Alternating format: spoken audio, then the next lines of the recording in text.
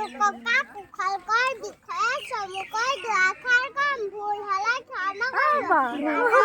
মহান ব্যক্তি কুশলকৰ 1905 চনৰ 21 মাৰ্চ 9 তাৰিখে গোলাঘাট জিলাৰ ফৰকাটি বালিজান গাঁৱত জন্ম হয়। পিতৃ গুণাৰাম, মাতৃ কনকেশ্বৰী, পত্নী প্ৰভাৱতী। তেখেতে গোলাঘাট বেজবৰুৱা হাইস্কুলত পঢ়িছিল।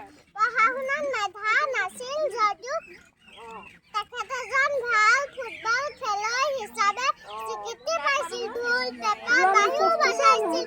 আৰ্থিক অৱস্থা বেয়া বাবে পঢ়া সামৰি বালিজান বাগানৰ মহৰী কৰিছিল। 1936 চনত বাগিচাৰ চাকৰি এৰি গ্ৰন্থকাৰৰ গাঁৱলৈ আহি প্ৰাথমিক বিদ্যালয়ত পাঠ্য শিক্ষকতা কৰিছিল। দ্বিতীয় মহাযুদ্ধত 1942 চনত তেওঁ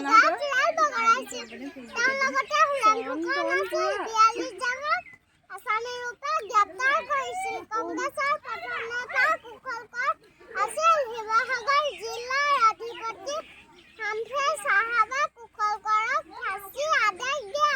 1943 চনৰ 15 জুনত পুৱতি নিশা ছবেদ মাতৃৰ গুণগানত